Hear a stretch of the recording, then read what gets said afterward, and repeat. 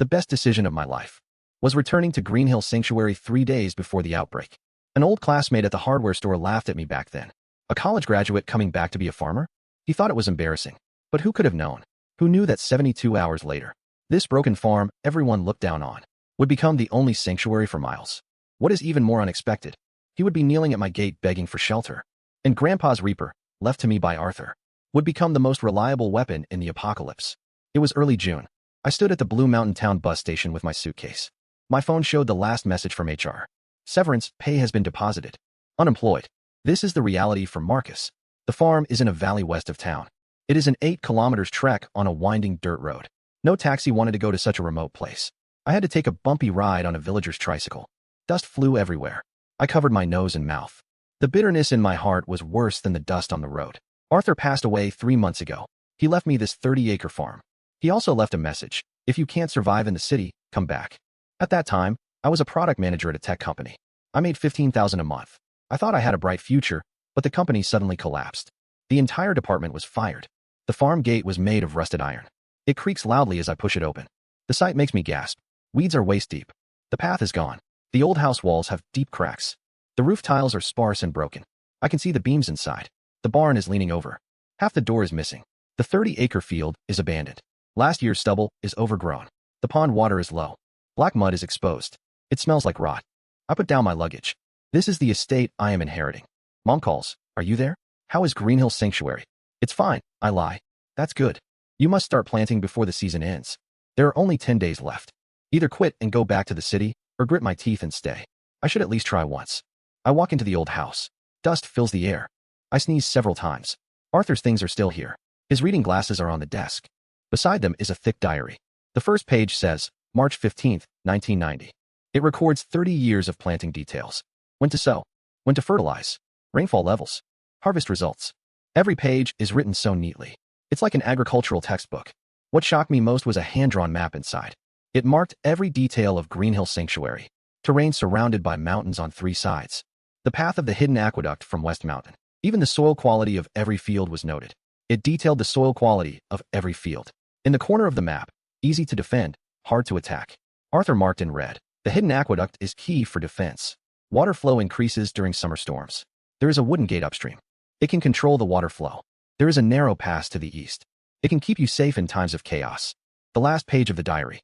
Dated 1 week before he died. Marcus. This land won't fail those who care for it. Check the wooden gate regularly. It can save your life in a crisis. A crisis? What kind of crisis? I shook my head. Next morning, I drove Arthur's East Red Iron horse. It's at least 20 years old. It blew thick black smoke when it started. The diesel engine was deafeningly loud. Everyone in town knows this tractor. They saw me driving it. I heard he couldn't make it in the city. A college student coming back to be a farmer. I drove past with no expression. I stopped at the farm supply store. The owner saw me. She smiled. Marcus. Buying seeds? They're cheap this year. Don't know why, but the provincial capital is being strict. How many do you need? 150 caddies per moo. 4,500 caddies total. That much? Can you handle it alone? I'll try. After buying the seeds, I bought compound fertilizer and pesticides. Along with the corn seeds and fertilizer, I got 20 liters of number 0 diesel. 25 kilograms. For kilograms, 10L. I spent almost everything I had. I pushed the cart, preparing to leave. Marcus. A voice called from the hardware store. I turned around. I saw Skip, my high school classmate, leaning on the counter. He had a mocking smirk on his face. TSK, I knew it. I told you. What's the point of all that studying? You still ended up back here farming. If your grandpa knew you turned out like this, he would be turning in his grave. I ignored him and kept pushing the cart. Wait, another voice called out to me. It was Sarah from the vet station. She was in her 40s and very kind. She handed me a paper package. There are many snakes in the mountains. Mix this with water and spray it. Thanks, Sarah. She helped me a lot in the past. Let me know if you need anything. It was dusk when I returned to the farm. I sat alone on a stone bench eating noodles. I looked through Arthur's diary. Planting must be finished before the grain and ear season. Space the seedlings 20 centimeters apart. Plant 3 fingers deep. Fertilize in the morning while the dew is still wet. This helps absorption. Weeds must be pulled out by the roots. Otherwise, they will grow back. Looking at these detailed notes, I suddenly understood Arthur. He gave his whole life to this land. Every word was written with his lifeblood. 10 p.m. Something feels off tonight. Like a warning. Then, all the dogs stopped barking. This silence is bone-chilling. My phone vibrated.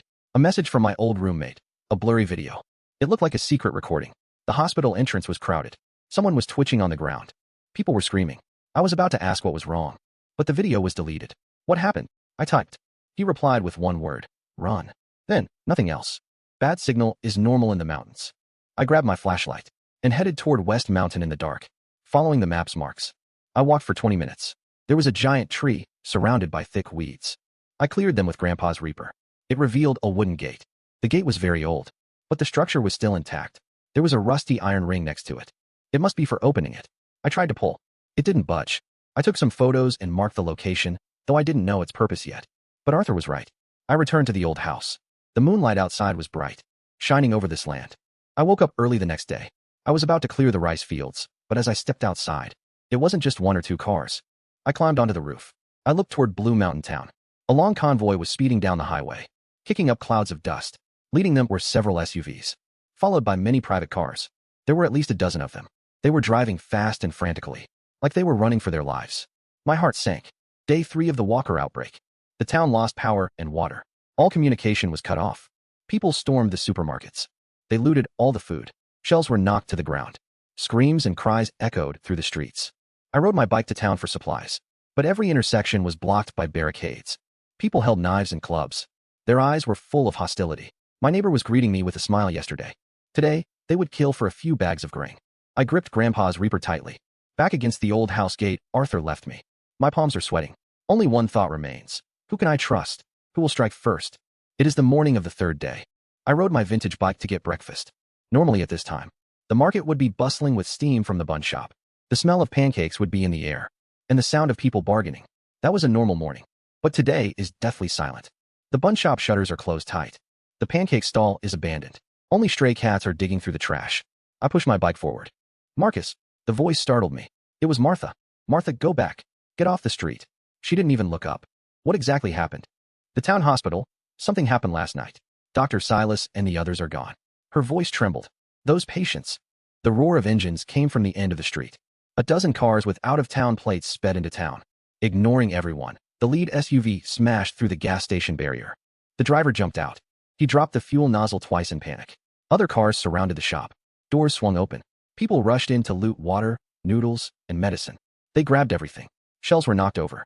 Glass shattered. Skip rushed out of the hardware store. What are you doing? This costs money. A middle-aged man pushed him. We're all going to die? Who cares about money? Just then, a man in hospital scrubs fell to the ground. His movements were unnatural.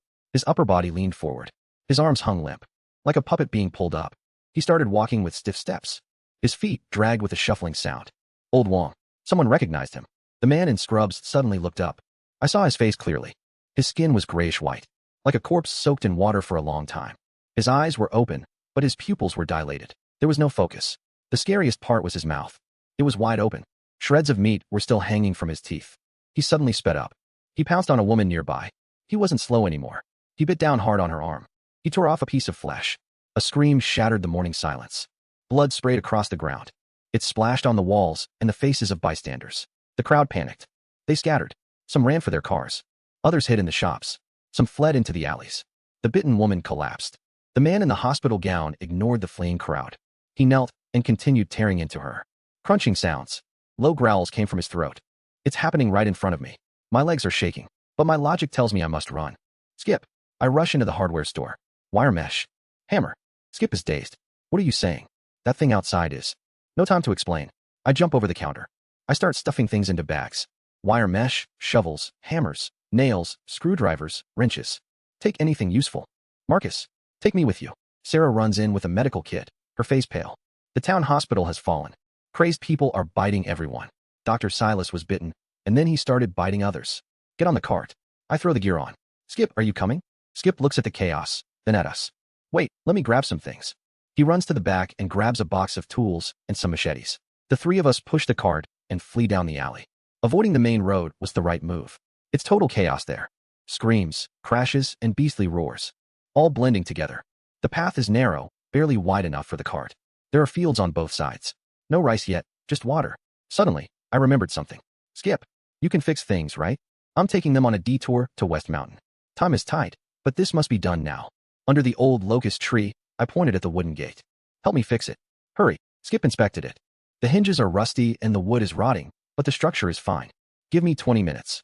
He's a professional. He reinforced the key parts with wire. He even patched the holes with wooden boards. What is this thing? Sarah asked. Something to save our lives, I replied. My grandfather left it for me. With the gate fixed, we continued our journey. Sarah spoke as we walked. From a medical standpoint, if it's a viral infection spread by bites, the incubation period must be short. Their symptoms look like rabies, but it hits too fast. Whatever it is, Skip said, carrying his tools. Survival is all that matters. Back at Greenhill Sanctuary, I immediately closed the gate. I reinforced it with wire mesh. This is our sanctuary now. I looked at them. The rules are simple. Work together and follow orders. Stay if you agree. Otherwise, you can leave now. Skip was the first to raise his hand. I'm in. It's crazy out there, and I don't want to be bitten. Sarah nodded. I'm a doctor. I'm needed everywhere. I brought a lot of medicine. It's for animals. But humans can use it in an emergency. First was Victor, a veteran. He was carrying his paralyzed mother on his back. He climbed the mountain path step by step. He knelt down when he saw us. Please, let us stay. I can work or stand guard. I'll do anything. Get up, I said, helping him up. We're all neighbors. We help when we can. Then came Lily, the teacher. She brought 3 students whose parents work out of town. They were hiding in the school. They ran out when they heard the commotion. Finally, Martha's family of 4 arrived. She was the one packing rice this morning. She brought rice, pickles, and cured meat. By sunset, there were 23 people at the sanctuary. I called a meeting in the courtyard. You've all seen the situation. Something happened in town. It's likely an infectious disease. We're safe for now, but we don't know how long it will last. What are those things? Someone asked. The walkers, I replied. Or the infected. The crowd began to panic. Quiet. Victor stepped forward. Panic won't solve anything. Marcus, what should we do? I unfolded Arthur's map. Greenhill Sanctuary is surrounded by mountains on 3 sides. There is only one road from the east. We need to build defenses and dig trenches on that road. Set up roadblocks. Also, West Mountain has the hidden aqueduct. We can flood it if needed. I'll handle the trenches, Victor said. I'll turn farm tools into weapons. Skip raised his hand. I'll prepare medical supplies, Sarah said. Lily the teacher spoke up. I'll handle the food. Martha patted her chest. The plan was set, and everyone got to work. Night fell. Flames rose from the town below. I didn't know who started the fire, or how many people were still alive. I stood at the highest point of the sanctuary, watching the flames. What was happening to the world outside? We had no idea, but one thing was clear. They were moving up the mountain road, closing in on my farm. The person leading the horde wore a torn lab coat. His face was pale and stiff. It was Dr. Silas, the man who used to bring us medicine.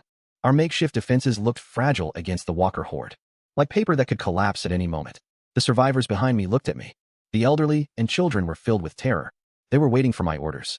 But right now, I only had one question. We only have 23 people. Can we really hold them off? It's been 7 days. We thought we were safe hiding in the mountains. Every morning for the past week, at 5 a.m., I went down to the fields to plant rice. My feet sank deep into the mud. The icy chill shot from my soul straight to my head. Bending down to take a seedling, planting it every 20 centimeters. Bend again, plant again. The leaves cut countless tiny wounds into my palms. They stung sharply in the muddy water. But I had to finish all 15 acres. This was our only hope for survival. The others weren't idle either. Victor led a few of the men. They dug 3 trenches along the mountain path. Each was 2 meters deep and 3 meters wide. We tied sickles to bamboo poles to make spears. We sharpened the hoes. Sarah gathered herbs and brewed medicine. She also taught us basic first aid. Following Arthur's diary, we set up traps at 3 bends in the road. The first was piled high with rocks. The second was filled with sharpened bamboo spikes. The third was a pile of wood soaked in diesel. Everyone, move according to the plan. This is my first time facing death. Over 200 walkers, and there are only 23 of us. That number includes the elderly and children. Seniors and children, get to the 2nd floor. Victor started giving orders. Everyone, to your positions. The mountain path is very narrow. At its narrowest point, only 2 people can walk side by side. On both sides are 30-degree steep slopes. Below are rocks and thorns. This is our only advantage. The walker horde moves slowly but steadily. They are tireless and won't stop, like walking corpses. They are walking corpses. Dr. Silas is in the lead. His white coat has turned dark red. It is covered in bloodstains. His face has lost all human expression. His mouth is open, showing blackened teeth. First line of defense, the trench. The walkers in front fell right in. There was a heavy thudding sound. Light it up, I shouted. Skip lit the wood piles at the 2nd line of defense. Flames shot up with thick black smoke. The heat made the walkers move even slower. Some fell directly into the fire. They didn't scream, they just burned silently. But there were too many. The firewall was soon breached. My heart was racing. My palms were sweaty, making my grip on the Reaper slip. Marcus. They seemed to track by sound. Look, they are all moving toward our voices. Right. Their eyes are gray. They probably can't see. Everyone, stay quiet. Skip, get that loudspeaker you fixed. Skip ran back to the warehouse. Skip pulled out a large speaker modified from a car stereo. I connected my phone and played music. The moment the music started, the walkers stopped for a moment. Then they began moving toward the speaker. Throw the speaker off the cliff. Skip ran to the eastern cliff with the speaker. He threw it hard, and the music echoed through the valley. The walkers walked straight off the cliff, but the main group was still moving forward. They are only 200 meters from the Greenhill Sanctuary gate. My legs are shaking. I can't stop shaking. Fear is overwhelming me like a tide. I want to run and hide. I want to close my eyes and pretend this is a nightmare. If I made a mistake, everyone will die because of me. That thought almost broke me. Marcus. Skip grabbed my shoulder. Think of something. Right, Grandpa's sluice gate. Skip and I rushed to West Mountain. We ran 2 kilometers in less than 10 minutes. The gate we fixed a few days ago stood quietly under the old tree. Pull. We grabbed the iron rings with all our strength. The wooden gate creaked and slowly opened. The sound of rushing water followed. A week's worth of rainwater came crashing out. The water flowed along the channel, straight toward the 3rd defense line. That is the narrowest part of the mountain path. You never see this many stars in the city. You did well. I really wanted to run, but you didn't. Victor sat beside me. Fear is normal, he said. If my judgment had been wrong. Your grandpa's preparations saved us all. He patted my shoulder. Kid, in this world, surviving is winning.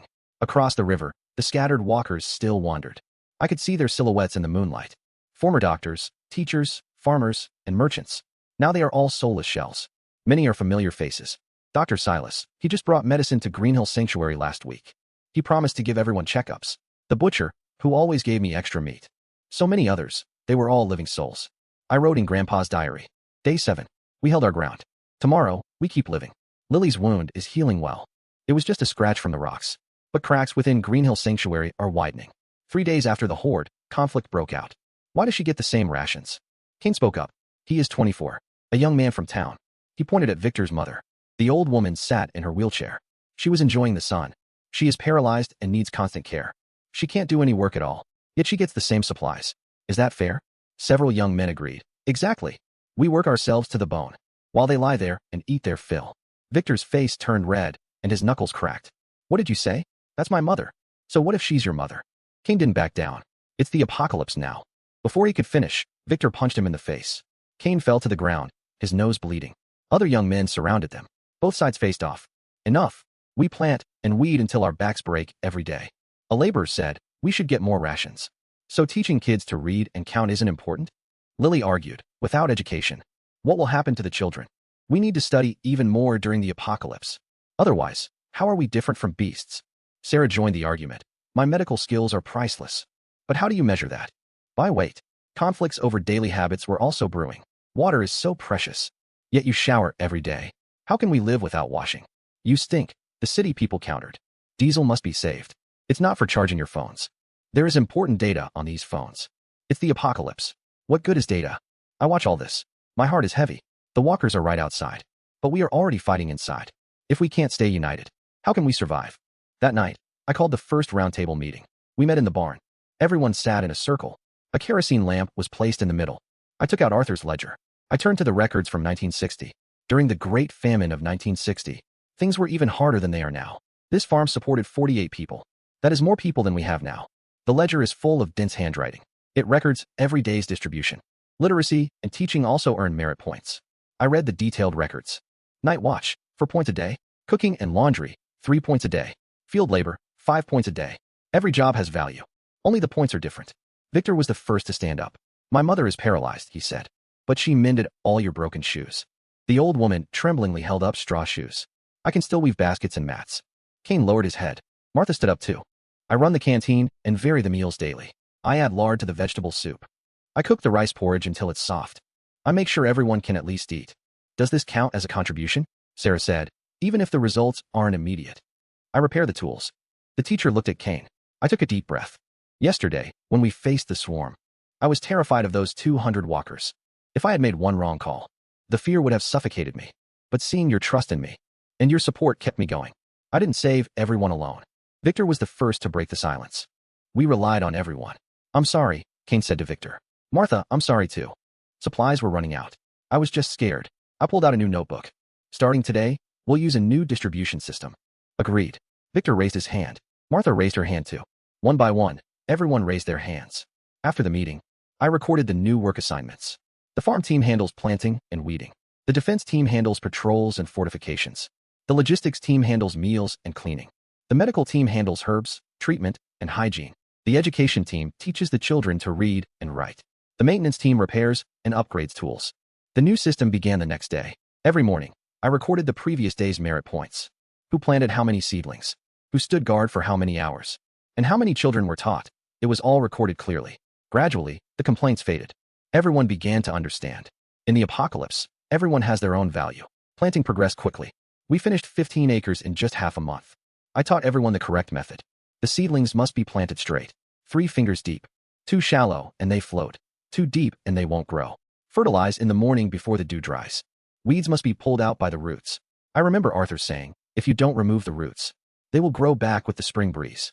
We used traditional methods for pest control. We sprayed the fields with tobacco water and wood ash. It wasn't as effective as pesticides, but it was better than nothing. The fish pond also regained its life. We released the fry we brought with us. Though there weren't many, it felt like there was hope. We planted fast-growing vegetables in the garden. The bok choy can be harvested in just 20 days. Radishes take 45 days. Chives keep growing back after being harvested. A month later, the first batch of bok choy was ready. That night, everyone gathered in the courtyard. Martha made bok choy soup, though it was only seasoned with salt. It was the food we grew ourselves. It's delicious, Skip said after a big gulp. Better than any feast. Cain walked over to Victor with his bowl. Victor, I'm sorry about what happened before. Victor patted his shoulder. We're all family. Yes, family. Victor's mother looked at them kindly. In this world, we only have each other. Moonlight filled the courtyard, lighting up every face. Some were laughing, some were crying. Others drank their soup in silence. The tension wasn't completely gone. It might never fully disappear, but at least we learned to coexist. In this apocalypse, I wrote day 30 in my diary. We are still together. The rainy season arrived earlier than usual. It rained for 2 weeks straight. Then it became a massive downpour. It felt like the sky had cracked open. The mud walls of the old house began to peel, falling off chunk by chunk. The roof was leaking. The dripping sounded like drums. The worst part was, the flood we used to block the walkers had destroyed the mountain paths. It also clogged the drainage system. Water pooled in the low areas of Green Hill Sanctuary. It started as small puddles. Now it's flooding the rice fields. The new sprouts are submerged. In 2 days, the roots will rot. All 15 acres. That rice is our hope for survival. If it's all destroyed, we must find a way to drain it. Victor stood in the water. It was already up to his knees. Drain it where? Skip asked gloomily. The roads below are all destroyed. Even worse, the rain is causing landslides. Parts of West Mountain are already collapsing. If a mudslide happens, the whole sanctuary will be buried. I searched through Arthur's diary. I finally found an entry from 1975. July 1975. Aqueduct? What aqueduct?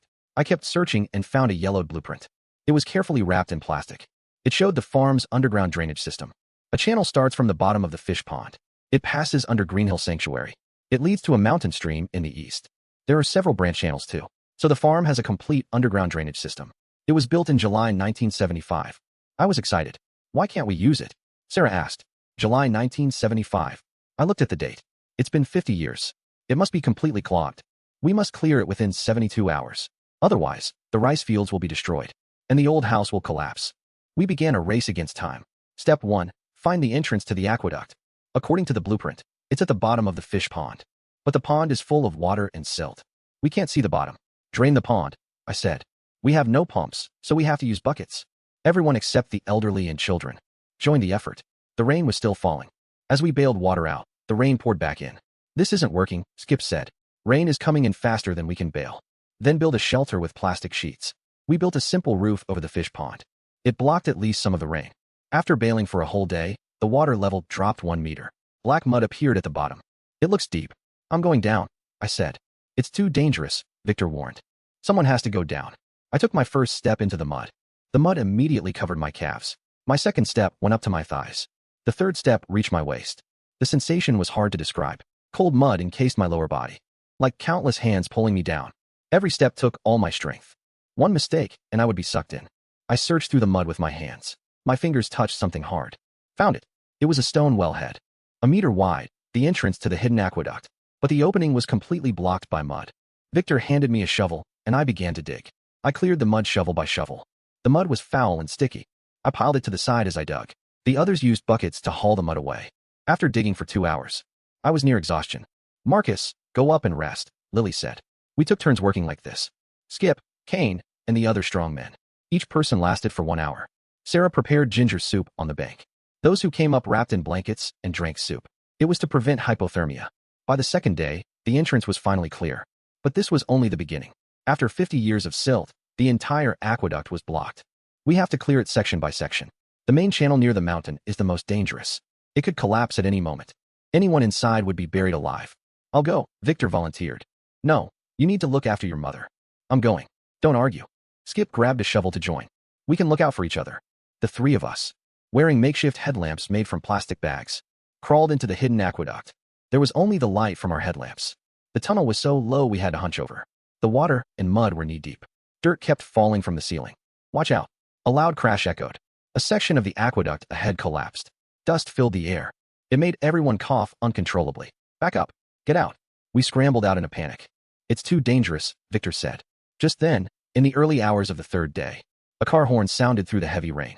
Over a dozen survivors arrived through the storm. Their car had broken down at the foot of the mountain. They hiked up on foot, led by a policewoman. Jade stood there in her soaked police uniform. Please, take us in, she cried out. We have nowhere else to go. Over a dozen people were with her. Among them was a man in his 50s. He was wearing a water station uniform. I was torn inside. Taking them in meant even tighter resources. We would have to share our limited food. But seeing them shivering in the rain. Everyone, come inside. Jade almost cried as she thanked me. Surprisingly, Otis, the technician, took a look at our construction project. He immediately pointed out the problem. You're digging in the wrong place. The key nodes aren't there. You should start from the southeast corner. He carefully studied the drainage blueprints. This design is very clever. It uses the natural slope. If we clear a few key points, the water will drain out on its own. Under his guidance, we changed our strategy. We stopped dredging the entire line.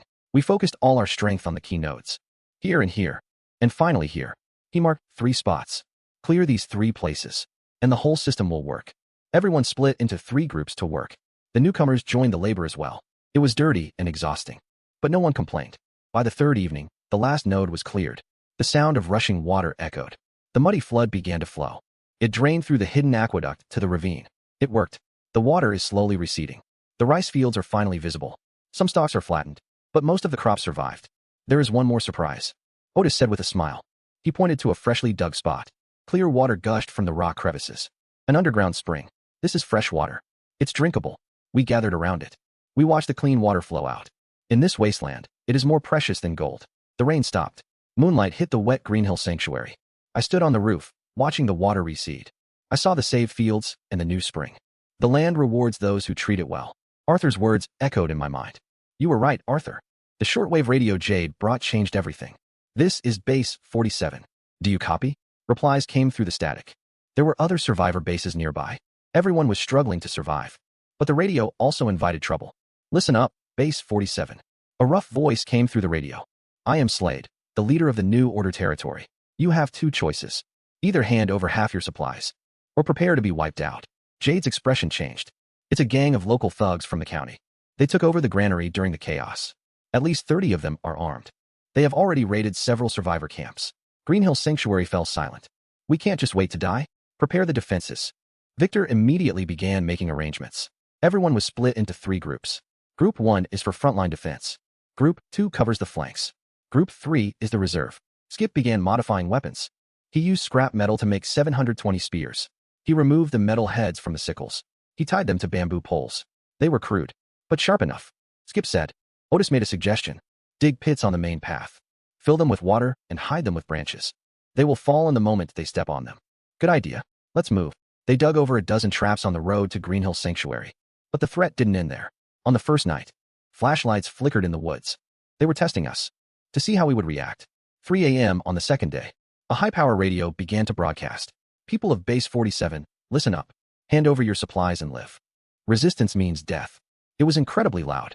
They used binoculars from the distant hills. Our every move was watched. We can't be this passive. Victor said we should strike first. No, I shook my head. Let them come. We have the home advantage. After a week of harassment, everyone was on edge. 24-hour watch shifts. Supplies were being used up faster. Food meant for 2 months would now only last for 1. They are draining us. Jade saw through their strategy. They want to break our will. The first real attack happened on a pitch-black night. Over 20 men attacked from 3 sides. 5 men on each flank to distract us. They tried to flank us by crossing the mountain. But they underestimated a farmer's wisdom. The first scream came from the side. Someone fell into a trap. Ambush. The chaos began. In the dark, they couldn't tell the path. From the traps, the frontal assault hit trouble, too. The tripwires we set on the road sent the lead motorcycles crashing down. The riders hit the ground, unable to get up. Then came the logs. At Victor's command, pre-prepared logs rolled down the slope. They smashed into the enemy ranks. It wasn't fatal, but it caused enough panic. The battle lasted for 2 hours. They didn't expect us to be so well prepared. The first attack ended in a hasty retreat, but they didn't give up. For the next 2 weeks, the harassment escalated. They contaminated one of our water sources by throwing dead rats inside. Luckily, it was discovered in time. No one was poisoned. Then they tried to burn the mountain. But days of heavy rain kept the forest damp. The fire wouldn't start. They even dug up the road, trying to cut off our retreat. Ironically, this only strengthened our defense. The fiercest battle happened during the second assault. This time they were prepared. They even brought homemade explosives. A blast blew a hole in Greenhill Sanctuary's wall. Victor led the first squad to meet them. Close combat began. Spears against machetes. Farm tools against iron bars. I held the Reaper, facing a tattooed man. He swung his iron bar at me. I sidestepped the attack. I swung the Reaper at his knees. He fell, screaming in pain. I delivered a final blow. He stopped moving. This was my first kill. I had to protect my family. Kane's performance was unexpected. It turns out he used to be a thug. He knew their tactics. They're afraid of fire. He shouted. Burn their escape route. He led some youths to flank the enemy. They used diesel to torch the enemy vehicles. Flames rose as explosions rang out. The attackers panicked without a retreat. Their morale collapsed. The pincer attack broke them completely. The leader raised his hands. Don't kill me. Victor pointed his spear at him. If you return, you won't be so lucky. They fled in disgrace, leaving behind several bodies and weapons. The cost of this long battle was heavy. We need to rebuild. 2 were badly hurt. Sarah worked all night. She barely saved them from the brink of death. We used up a third of our reserves. Food, medicine, and diesel are almost gone. Everyone is traumatized. The children have nightmares. The adults are mentally exhausted. Was it worth it? Kane asked me. He fought bravely during the battle, but now his hands are still shaking. It was worth it, I said, looking at the wall. Because we protected our home. Greenhill Sanctuary is no longer just a shelter. It is our home. News spread that Base 47 defeated the New Order. We seized weapons, and other groups contacted us. Some are asking for help. We are famous now. I don't know if it's good or bad. It's good, I said. At least they know we're tough. We had a feast with the captured supplies. It was only a little extra meat, but everyone was happy. To the warriors. Martha raised her cup. To our home. Everyone cheered. The sanctuary was peaceful in the moonlight. The outer wall is damaged, but it will be fixed soon. We were injured, but we are still alive. We proved ourselves. The rice ears are heavy. Golden yellow covers the 15-acre field. Every grain was hard-earned. This year's harvest is good. I stood on the ridge, looking at the heavy stalks. Victor nodded beside me. We can get at least 8,000 caddies of grain. 8,000 caddies sounds like a lot, but for 50 people, it only lasts a few months. Still, in the apocalypse, it is a fortune. These past few months weren't easy. We hit a planthopper infestation during the heading stage. Those damn bugs. They covered the stalks, sucking the sap. The pesticides were long gone. We had to use traditional methods. We burned mugwort. The smoke drove the insects away. Thick smoke billowed. We splashed treatment into the field scoop by scoop. Our hands were swollen from the work. Luckily, we controlled the pests. But the grain-filling stage was even harder. Then a drought hit us. Rice needs plenty of water during the grain-filling stage. But it didn't rain at all, and our water supply dropped. It was only enough for the people and livestock. I decided to get water from the mountain stream. The stream was a kilometer away from the fields. We had to cross a steep hill. One load weighed 60 pounds. A round trip took an hour. Everyone took turns carrying the water. From morning till night, our shoulders were rubbed raw. We patched them with cloth and kept going. Our backs were so sore we couldn't stand straight. We'd rest, then get back to work. But the boars were the worst. Ripening rice smells the best. The wild boars followed the scent. One adult boar can ruin an entire acre. They don't just eat, they roll around in the fields. Victor taught us how to build traps. They were 3 meters deep with bamboo spikes. We dug over a dozen traps around the fields. We covered them with branches. We also beat gongs and drums at night. Boars are afraid of loud noises. They run as soon as they hear the gongs. We took turns on night watch. We banged them all night. Clang, clang. The sound echoed through the valley. It was like telling everyone that we are the guardians of these fields. I grabbed a handful of rice stalks. Tie them in bundles of 4. Arthur taught me this method. Now, I'm teaching you. Bend, cut, tie, and stack. Over and over. My back feels like it's breaking. My hands are covered in blisters. But no one complains. We are using Arthur's old pedal thresher. This antique is 50 years old. Step right here. I'll show you. Aim the stalks at the drum. Step on the pedal, and the grains rain down. It's like golden rain. The kids pick up the fallen stalks. Not a single grain is wasted. It's an old rule. Kids who glean get extra porridge. Drying the grain is even more critical. Freshly threshed grain has too much moisture. It must be dried before storage. We spread the grain out in the courtyard. Keep it under 5 centimeters thick. Turn it over every 2 hours. What if it rains? Lily asks, sounding worried. Everyone, get the bags ready. At the first sign of rain, bag it up immediately. Sure enough, on the third afternoon, dark clouds suddenly filled the sky. It's going to rain. Everyone move. Grab the brooms, baskets, and bags. We frantically gathered the grain. Someone slipped and fell into the pile, covered in golden grain. They got up and kept packing. The children used their small hands to scoop grain into bags. Not a single grain was wasted. Just as the last bag was packed, the rain poured down. We stood under the eaves, watching the rain wash the empty ground. Everyone laughed. That joy of survival is more precious than anything. Using Jade's radio, we contacted 3 other survivor camps. We have grain, I announced. I told them we were open for trade. Responses came quickly. This is base 23. We have medicine to trade for rice. This is base 35. We have batteries and tools. This is base 41. We have cloth and salt. We set the market at a neutral location, the abandoned Blue Mountain Primary Playground. Every Wednesday morning, each group sends representatives to trade. The rules are simple, no questions asked. Fair trade only. Violators will be punished by all. For the first trade, I carried 50 pounds of rice there. People were already waiting on the playground. Everyone was very cautious. Rice for antibiotics. 1 pound for 2 boxes. Rice for batteries. 5 pounds for 1 set. The trades went smoothly. Even in the apocalypse, everyone followed the rules. Perhaps in this broken world, trust is more precious than anything. Amidst the joy of the harvest, unexpected visitors arrived. A squad in camouflage appeared outside Greenhill Sanctuary. The leader was a captain. He was in his 40s with a steady gaze. We are a search and rescue team. He showed his identification. We are establishing a safe zone. We set up a temporary camp in the city. The military protects it. There are plenty of supplies. We are inviting you all to join us. Greenhill Sanctuary fell into a debate. Leaving meant safety, but it also meant abandoning this land. Staying meant facing more danger. But this was the home we built ourselves. Let's vote. 1 vote each. We held it at the drying field. We used corn kernels. Yellow meant leave. White meant stay. I didn't give my opinion. Honestly, I was conflicted. The safe zone would definitely be safer. But looking at this land, looking at the freshly harvested rice, and the home we built together, the results are in. This is our home. Victor said it's the same everywhere. The commander understood our choice. He said this place is better than some official bases. He left a military radio and basic medicine, and a brand new flag. You deserve this. Stay strong. The country won't forget you. Before he left, he told us, the outside world is rebuilding. But it is a difficult process. Self-sufficient places like this are actually safer. That night, a bonfire burned in the yard. The light shone on everyone's faces. Martha made rice wine with the new harvest. It wasn't strong, but it was mellow. Everyone got a small cup. Sarah's free-range chickens were finally served. They were made into poached chicken. The taste of the ginger sauce almost moved us to tears. Skip hammered scrap metal into drums.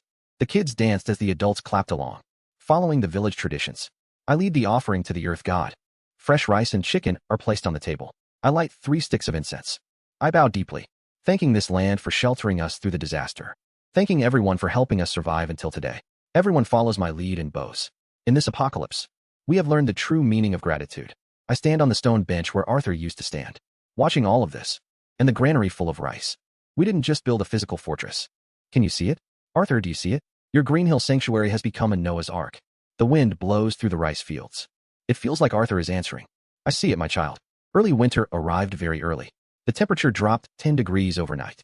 Before the leaves could even finish falling, they were covered in a layer of white frost. Even worse, a flu outbreak began. First, a few children got fevers. Then it spread to the adults. The whole sanctuary felt like a hospital ward. Sarah made her diagnoses, but her herbal reserves were running out.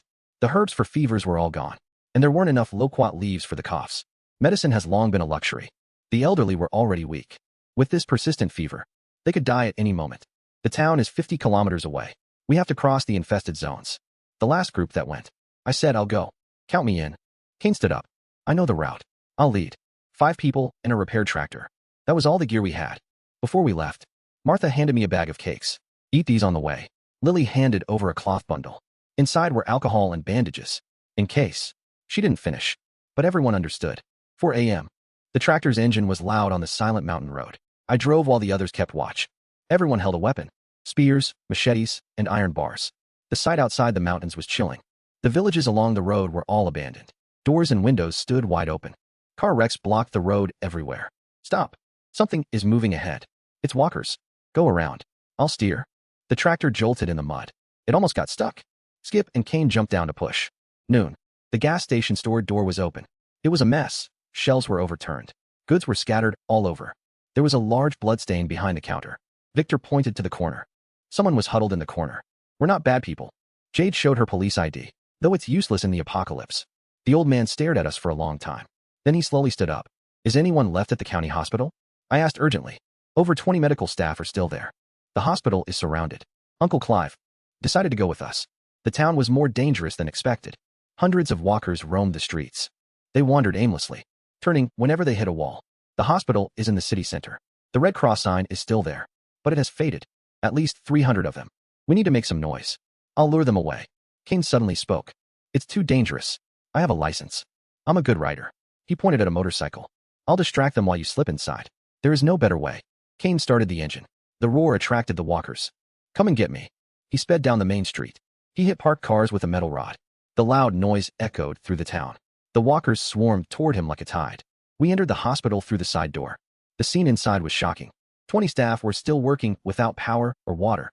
They used alcohol lamps and rainwater to sterilize, doing everything they could to save survivors. Who are you? The head nurse looked at us in shock. We don't have much medicine left. A doctor smiled bitterly. Only 3 doses of antibiotics remain. 3 is enough. They gave us some basic supplies. Antibiotics, fever medicine, gauze, and alcohol. I'm coming with you. There were over 50 people in the building. As we left, Kane's motorcycle skidded at a corner. He fell, and the walkers pounced on him. We rushed over, but it was too late. Kane was bitten in the thigh. The wound was deep enough to see the bone. He was deathly pale. This is bad. Victor picked him up and ran. We ran desperately toward the tractor. Skip started the engine. Victor was still carrying Kane. Kane's blood stained Victor's back red. Apply pressure. Clive used a belt to tie a tourniquet around Kane's thigh.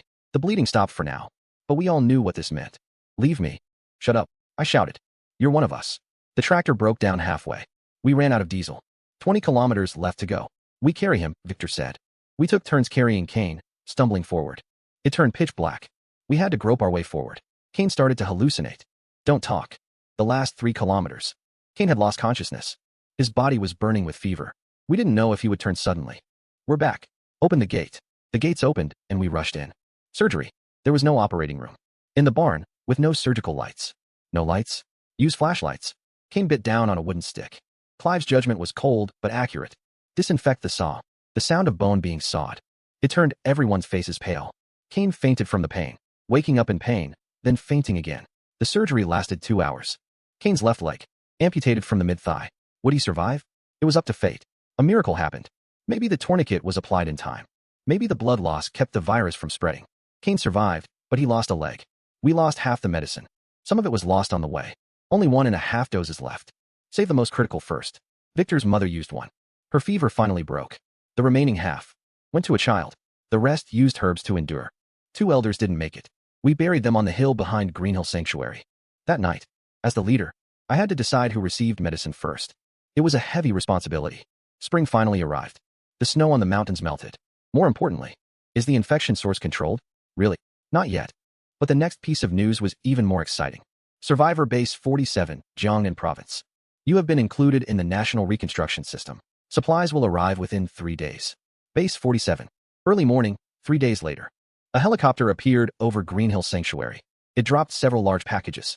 Everyone rushed out, watching the parachutes slowly drift down. There was medicine, real antibiotics, fever reducers, and anti-inflammatories. New hoes, sickles, and shovels. There were also solar panels to charge the radio.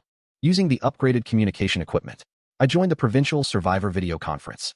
Leaders from dozens of bases appeared on the screen. Everyone had survived. Our terrorist defense system and merit point system were chosen as model cases to be promoted across the province. As the meeting ended, all bases were told to keep holding the line. Production is resuming, and reconstruction is underway. Victory will surely be ours. Spring plowing has begun. We are planting 25 mu this time. Besides rice, we've added wheat, corn, and soybeans. Clive used his medical knowledge to plan our nutrition.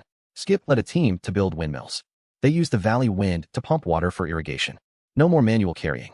Victor trained a security team. Jade is in charge of external communications. She calls other bases at scheduled times daily to exchange information. Green Hill Sanctuary is like a small society. Everyone has found their place. The most touching moment was the reunion after communications were restored. Mom. Martha burst into tears during the video call. Kane also found his girlfriend.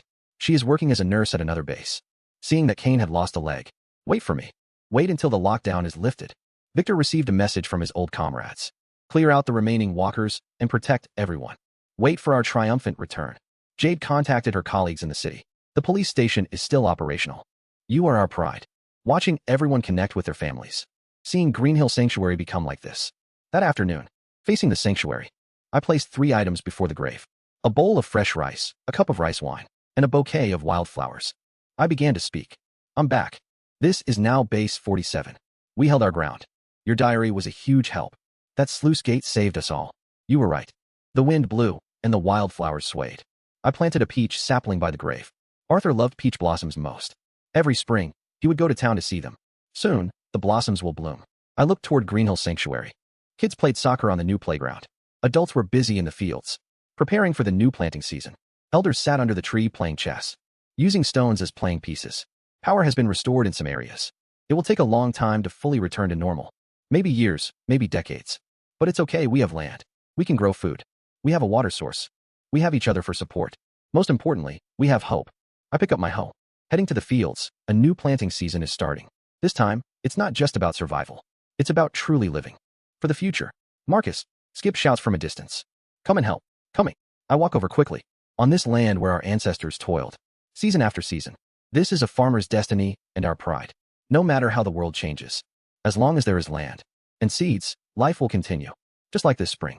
After the coldest winter, it still arrives as promised. The story of Green Hill Sanctuary continues. Every sunrise and every sunset is writing a new chapter.